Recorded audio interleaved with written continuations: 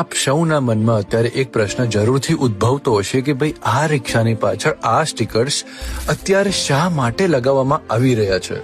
તો આપ સૌને જણાવી દઈએ કે આપણા અહેમદાબાદ પોલીસે માય ઓટો સેફ ઓટો એક અભિયાન શરૂ કર્યું છે, જેનો મુખ્ય હેતુ ચોરી, લૂંટ, વધુ પડતું ભાડું લેવું અને છેડતી વગેરે જેવા રિક્ષામાં બનતા બનાવો રોકવા માટે.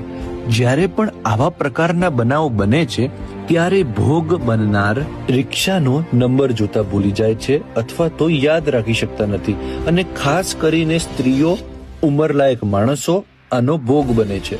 સૌ પ્રથમ રિક્ષામાં સ્ટીકર્સ લગાવવાની કામગીરી ઝોન 3 થી શરૂ કરવામાં આવી છે. ઝોન 3 માં 11,000 થી વધુ રિક્ષાઓની નોંધણી થઈ છે અને શહેરમાં 25,000 થી વધુ રિક્ષાઓની નોંધણીનો આંકડો છે. પોલીસ કમિશનર શ્રી અમદાવાદ શહેર દ્વારા આ નોંધણી માટે પરિપત્ર કરવામાં આવેલ છે. રિક્ષાની આગળ તથા પાછળ બંને તરફ સ્ટીકર લગાડવામાં આવે છે.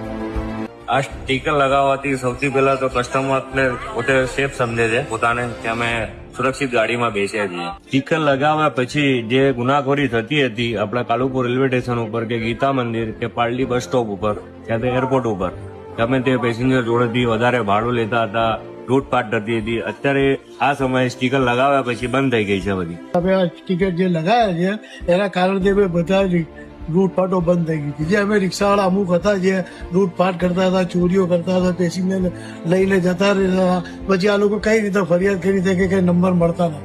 આ નંબર તમારે રિક્ષા નંબર કોઈ જોઈ ના શકે, આ નંબર સ્ટીકર જોઈ લે તો આ નંબરથી આ એનું પકડાઈ જાય. એને આખું બાઉ ડેટા પોલીસની જોડે હોય.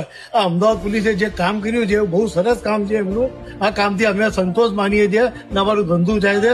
અમુક રાતે રિક્ષા પેસેન્જર બેસી જાય છે આ નંબર જોઈને, પછી એને ભરોસો થઈ ગયો છે કે આ સ્ટીકર હોત તો રિક્ષામાં બેસવાનું, કે બેસવાનું નહીં રિક્ષામાં. અમે અમદાવાદ પોલીસનો આભાર માનીએ છીએ. તમારા અને પેસેન્જરો માટેના જે આ જે સ્ટીકરો લગાવ્યા છે એના માટે બહુ બહુ આભાર અને થેન્ક યુ અમદાવાદ પોલીસ.